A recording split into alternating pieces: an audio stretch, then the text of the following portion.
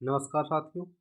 आज से जो प्राचीन भारत का इतिहास है वो श्रृंखला प्रारंभ कर रहे हैं। इससे जो पूर्व था कि घटना चक्र वन लाइनर की श्रृंखला चल रही थी।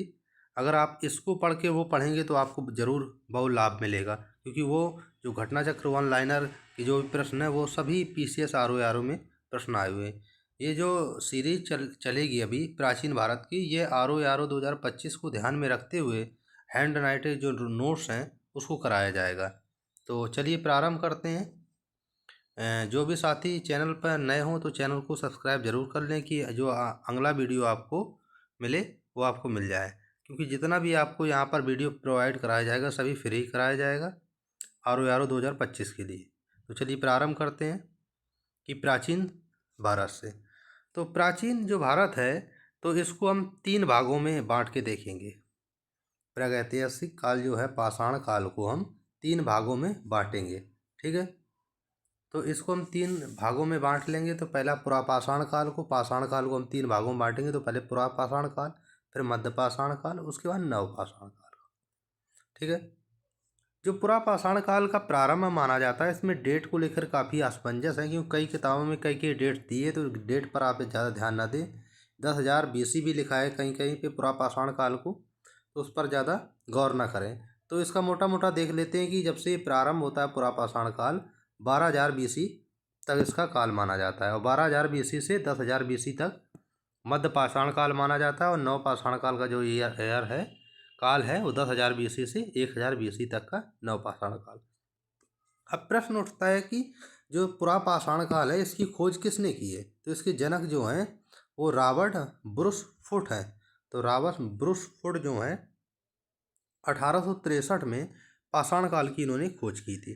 ठीक है, मध्य पाषाण काल की खोज किसने की? तो CL कार्लाइल जो थे 1857 में मध्य पाषाण काल की इन्होंने खोज की थी। जो वन लाइनर श्रृंखला चल रही है घटना चक्र की, तो उसमें ये प्रश्न दिया गया है कि रॉबर्ट ब्रूस फुट के बारे में। तो आप जाकर अगर वो वीडियो देखेंगे तो आपको मिल जाएगा। तो नवपाषाण काल के जो खोजकर्ता कौन है? जॉन लुबाब। तो जॉन लुबाब 1865 में नवपाषाण काल की खोज की थी। किन्होंने? जॉन लुबाब ने। तो ये कुछ जो पाषाण काल का विभाजन है 3 कालों में किया, और इन तीनों कालों का जो खोजकर्ता हैं जिन्होंने इनकी खोज की वो दिए गए हैं। ठीक है, जेम्स मिल जो इतिहास को 3 भागों में बांटते हैं। जेम्स मिल जो हैं इतिहासकार, ये इतिहास को 3 भागों में बांट कर देखते हैं। इन्होंने प्राचीन काल को हिंदू काल कहा, मध्यकाल को मुस्लिम काल कहा, और आधुनिक काल को आधुनिक काल के नाम से कहा। तो ये सीधा सीधा प्रश्न पूछा जाता है कि जेम्स मिल ने 3 कालों के किन किन नामों से विभाजित किया। ठीक है, तो ये आप देख लें। अगला पॉइंट क्या है कि कोपेनहेगन जो डेनमार्क में एक संग्रहालय है, उसमें एक प्रोफेसर हुए, प्रोफेसर थॉमसन। तो ये प्रश्न PCS से पूछा गया है, प्रोफेसर थॉमसन 1820 में। तो इन्होंने जो पाषाण काल को 3 कालों में विभाजित किया वो देख लेते हैं। तो इन्होंने पाषाण काल को किन किन कालों में विभाजित किया? तो इन्होंने कहा कि पाषाण काल, उसके बाद कांस्य युग यानी कि प्राचीन काल को जो प्रोफेसर थॉमसन है इन्होंने प्राचीन प्राचीन काल को किन भागों में विभाजित किया? ठीक है, तो इन्होंने 3 भागों में विभाजित किया। तो एक इन्होंने पाषाण काल कहा, दूसरे काल को इन्होंने कांस्य युग कहा, और तीसरे काल को लौह युग कहा। तो प्राचीन भारत को इन्होंने 3 भागों में विभाजित किया, पहला पाषाण काल, दूसरा कांस्य युग, और तीसरा लौह काल के नाम से। अब हम एक एक करके देख लेते हैं एक एक काल को कि पाषाण काल को में क्या क्या चीज़ें मिली, कौन कौन सी यहाँ पर मानव रहते थे, किस तरीके से यहाँ पत्थर थे। तो इन बारे में हम देख लेते हैं पुरापाषाण काल के बारे में। ठीक है, तो पुरापाषाण काल का जो प्रारंभ माना जाता है, और इसका कब तक चला? 10,000 BC। मैंने कहा डेट पर आपको ज़्यादा गौर नहीं करना है। तो प्रारंभ से 10,000 BC तक ये पुरापाषाण काल प्रारंभ होता है। तो इसमें मानव जीवन यापन कैसा था, पहला आप देखते हैं कि मानव जीवन यापन कैसा था। इस काल के प्रमुख पत्थर कौन कौन से मिले हैं, इस काल के जो प्रमुख साक्ष्य और उसके स्थान कहाँ कहाँ थे। तो तीसरा बिंदु हमारा क्या रहेगा? इस काल के प्रमुख साक्ष्य और उसके स्थान। ठीक है, तो हम देख लेते हैं पुरापाषाण काल के बारे में। हमने जैसे बताया था कि शुरुआत में पुरापाषाण काल के खोजकर्ता कौन है? तो रॉबर्ट ब्रूस फुट है, 1863 में इन्होंने खोज की थी। दरअसल इनको क्या था कि मद्रास में एक जगह पड़ती है पल्लवरम। तो पल्लवरम से उनको एक हैंडेक्स, जिसको हम कुल्हाड़ी बोलते हैं वर्तमान में, ये वहाँ से उनको मिला था। तो उन्हीं के आधार पर इन्होंने इसको पाषाण काल कह दिया कि पाषाण काल के ये औजार मिले हैं। अब प्रश्न पूछा गया है पीसीएस में कि रॉबर्ट ब्रूस फुट हैं वो क्या थे, तो ये एक भूगर्भ वेत्ता थे और कहीं कहीं इनको पुरातत्वविद भी कहा गया है, लेकिन जो अधिकतर पुस्तकों में दिया गया है मान वो दिया गया भूगर्भ वेत्ता के रूप में। ठीक है, तो ये किन के बारे में था? रॉबर्ट ब्रूस फुट के बारे में, जो पुरापाषाण काल के पिता कहे जाते हैं। ठीक है, अब देख लेते हैं पुरापाषाण काल में मानव जीवन यापन कैसा था। तो पुरापाषाण काल में जो मानव जीवन यापन था वो कैसा था? असभ्य और बर्बर मानव जाति थी। कैसी थी? असभ्य और बर्बर थी, पढ़ी लिखी नहीं थी। ठीक है, और ये शिकारी और आखेटक थे, यानी कि शिकार करते थे और आखेटक थे। ठीक है, इस काल का जो मानव था वो नदियों के किनारे गुफाओं में रहता था, क्योंकि पानी की उपलब्धता इनको मिल जाती थी, इसलिए नदियों के किनारे रहते थे। कब? पुरापाषाण काल में मानव। ठीक है, अब इसके जो साक्ष्य, पुरापाषाण काल के जो साक्ष्य मिले वो कहाँ कहाँ से मिले हैं ये देख लेते हैं। जैसे इसके साक्ष्य आपको सोहन नदी कहाँ पड़ता है? पाकिस्तान में। ये मिलान करने के लिए कभी प्रश्न पूछ देता कि सोहन नदी घाटी कहाँ पड़ती है? पाकिस्तान में। तो आपको पुरापाषाण काल के साक्ष्य सोहन नदी घाटी पाकिस्तान से मिले हैं। जो पोतवार नदी है आपकी जम्मू कश्मीर से, यहाँ से पुरापाषाण काल के साक्ष्य मिले हैं। जो गंभीर नदी है आपकी राजस्थान में, यहाँ से आपको पुरापाषाण काल के कुछ साक्ष्य मिले हैं। ये सभी जितने भी स्थान दिए गए हैं यहाँ से पुरापाषाण काल के साक्ष्य प्राप्त हुए हैं। और अन्य देख लीजिए, जैसे साबरमती नदी है गुजरात में, ताप्ती नदी है, माही नदी, ये तीनों स्थान से किसके साक्ष्य मिले? पुरापाषाण काल के साक्ष्य मिले हैं। आपके पुरापाषाण काल के साक्ष्य मिले हैं। पुरापाषाण काल के जितने भी हम स्थान देख लें सभी पुरापाषाण काल से संबंधित है, यहाँ से कुछ ना कुछ मिले हैं। ये डायरेक्ट प्रश्न पूछे जाते हैं। गंगा यमुना की अगर हम बात करें नदियों की, जैसे इलाहाबाद से, कुछ प्रतापगढ़ से, मिर्ज़ापुर से, यहाँ से कुछ साक्ष्य मिले हैं। जैसे लोहिदा नाला अभी हम देखेंगे आगे चल के, अभी आगे पॉइंट आएगा कि कहाँ कहाँ से मिले हैं। नर्मदा नदी से अगर हम बात करें, नर्मदा नदी घाटी से एमपी में जो है यहाँ से कुछ साक्ष्य मिले हैं। स्वर्ण रेखा नदी, वैतरणी नदी, महानदी, यहाँ से, ये सभी उड़ीसा में हैं, यहाँ से भी पुरापाषाण काल के कुछ साक्ष्य मिले। अभी हमने पहले बताया था कि पल्लवरम मद्रास में पड़ता है। मद्रास कहाँ है? तमिलनाडु में है। यहाँ पे रॉबर्ट ब्रूस फुट ने क्या हैंडेक्स यानी कुल्हाड़ी के साक्ष्य मिले थे उनको, तो इसी के आधार पर उन्होंने पुरापाषाण काल की खोज की थी। कोतवार नदी घाटी, पोतवार जो नदी घाटी है इसकी खोज किसने की? इसकी खोज की थी आपने D.N. वाडिया। मैंने बताया था कि पोतवार नदी घाटी कहाँ पर है? आपकी जम्मू कश्मीर में। तो पोतवार नदी घाटी जम्मू कश्मीर में है, इसकी खोज D.N. वाडिया ने की थी। ये प्रश्न पीसीएस में पूछा गया है, हो सकता है RO में पूछा जा सकता है। तो यहाँ से इनको D.N. वाडिया को चौपर अगर वर्तमान में देखा जाए तो गड़ासा जो होता है एक तरफ धार वाला, तो वो यहाँ से उनको मिला था।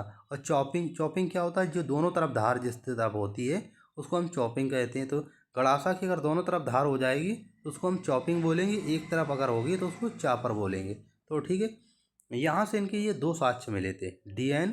वाडिया को। ठीक है, पोतवार नदी घाटी जो जम्मू कश्मीर है, तो पोतवार नदी घाटी की खोज किसने की थी? आप लगाइए D.N. वाडिया ने। तो अगर हम देखें तो पुरापाषाण काल में जो औजार मिले हैं, जैसे क्वार्टजाइट के औजार मिले हैं, चार्ट के औजार मिले हैं, फिलेट, जैसपट, इन सभी के औजार बनाए जाते थे। कहाँ पे? पुरापाषाण काल में। अगर हम देखें नर्मदा नदी घाटी, जहाँ से एमपी से साक्ष्य मिले हैं। नर्मदा नदी घाटी कहाँ पे? हमने पहले बताया आपको कि नर्मदा नदी घाटी जो है वहाँ एमपी से साक्ष्य मिले हैं। यहाँ से भीमबेटका, एमपी में एक स्थान है भीमबेटका, और हथनौरा, ये दोनों ही एमपी में स्थान पड़ते हैं। तो हथनौरा से पहले देख लेते हैं। तो एमपी में ये स्थान पड़ता है, तो हथनौरा से मानव खोपड़ी के साक्ष्य मिले हैं। हथनौरा से आपके मानव खोपड़ी के साक्ष्य मिले हैं नर्मदा घाटी नदी के तट पर। और ये जो मानव खोपड़ी के साक्ष्य है ये पुरापाषाण, जितने अभी हमने बताया आपको सभी पुरापाषाण काल से संबंधित साक्ष्य हैं। हथनौरा आपका पुरापाषाण काल से संबंधित साक्ष्य मिले हथनौरा में और आपके भीमबेटका में। भीमबेटका कई बार प्रश्न पूछा गया है कि यहाँ से क्या मिला। यहाँ पर गुफा पाषाण चित्रकारिता के साक्ष्य मिले हैं। किसके? चित्रकारिता के आपके साक्ष्य मिले हैं।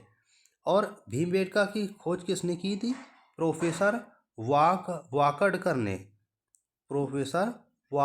ने भीमबेटका की खोज की थी। और भीमबेटका पूछा जाता है कि इस स्थान पर है तो एमपी के रायसेन जिले में स्थित है।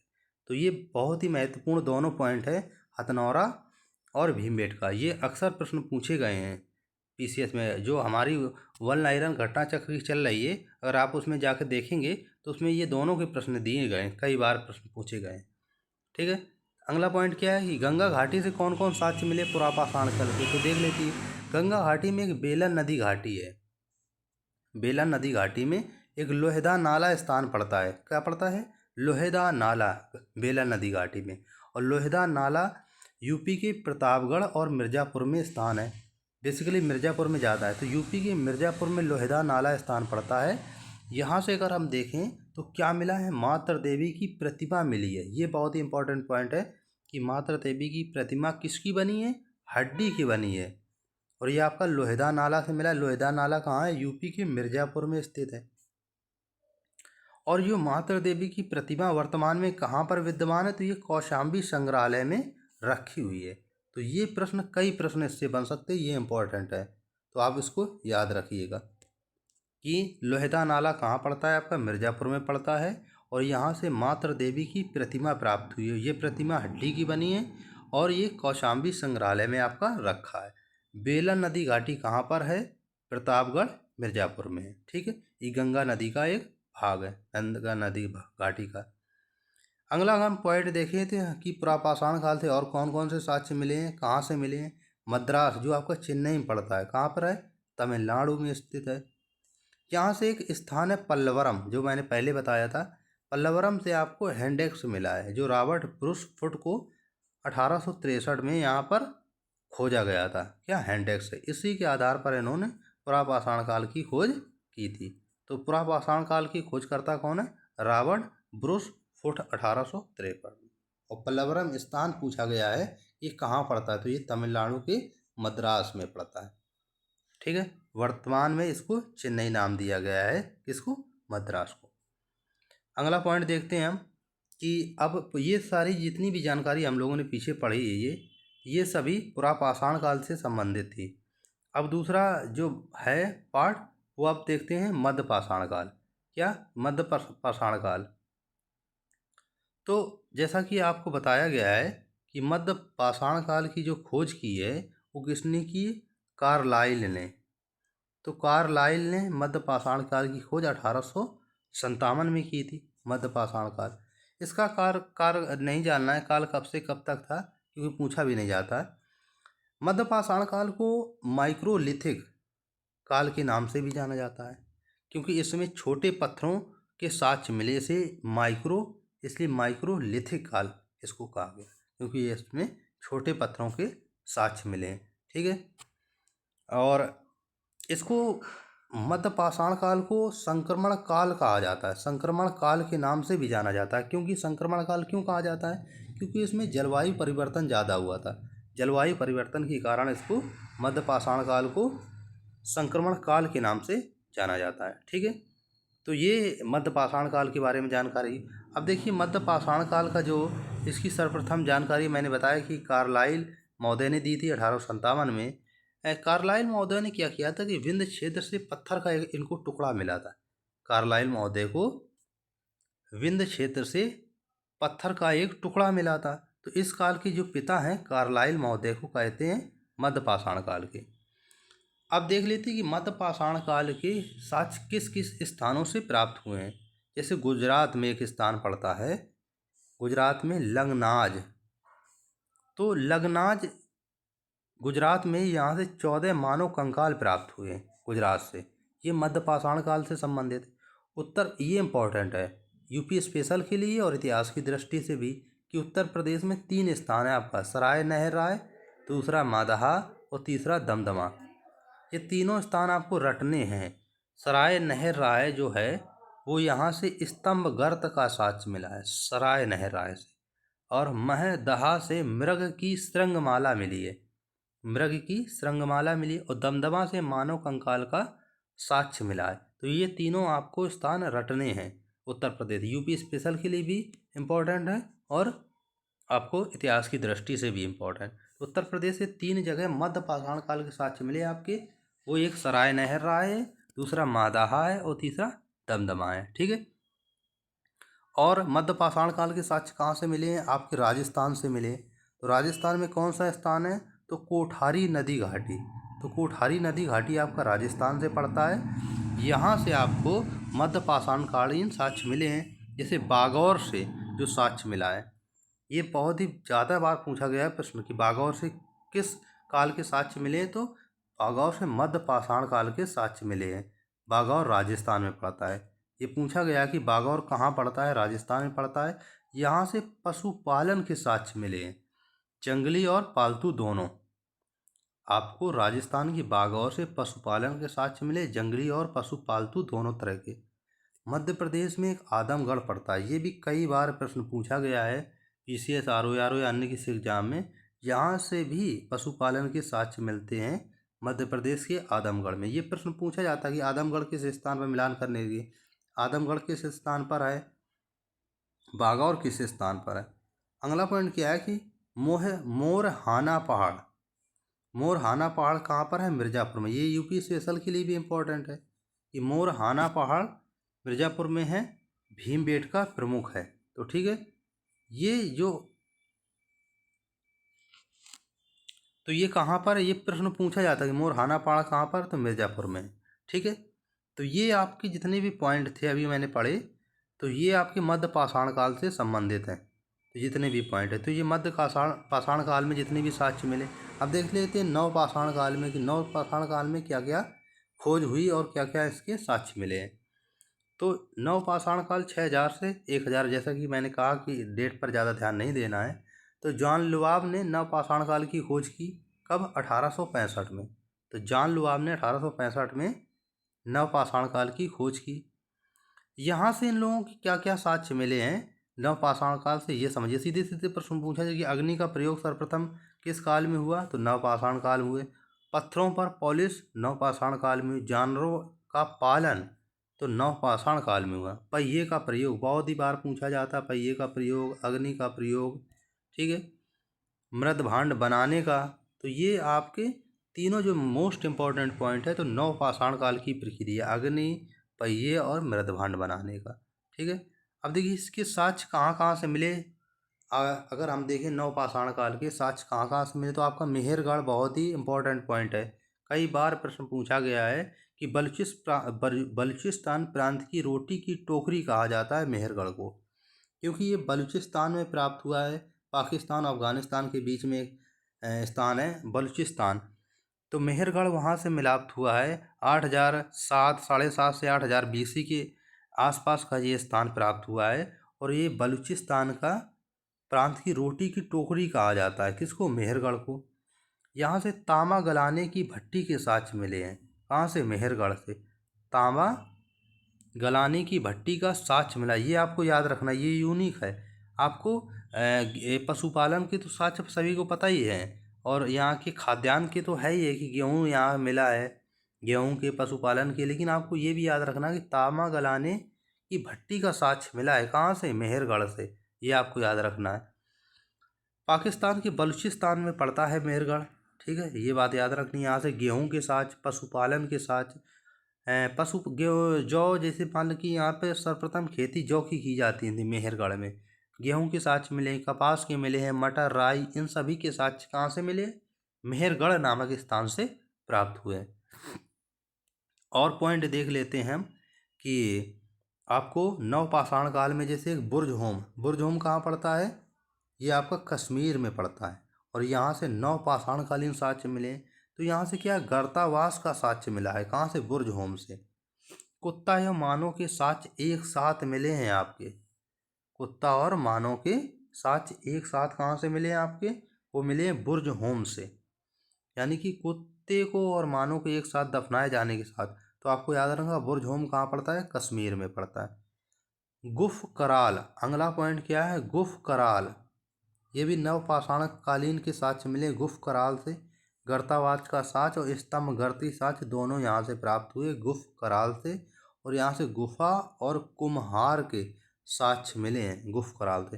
कोल्डी हवा, ये भी इम्पोर्टेंट पॉइंट है यूपी स्पेशल की दृष्टि से।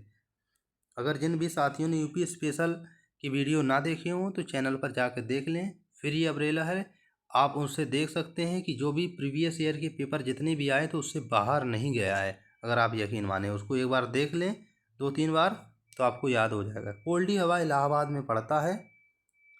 कोल्डी हवा यहाँ से खेती और कृषि के साक्ष्य अगर देखा जाए तो यहाँ से चावल के प्राचीनतम साक्ष्य मिले हैं। किसके, कोल्डी हवा से। तो कोल्डी हवा से चावल के प्राचीनतम साक्ष्य मिले हैं।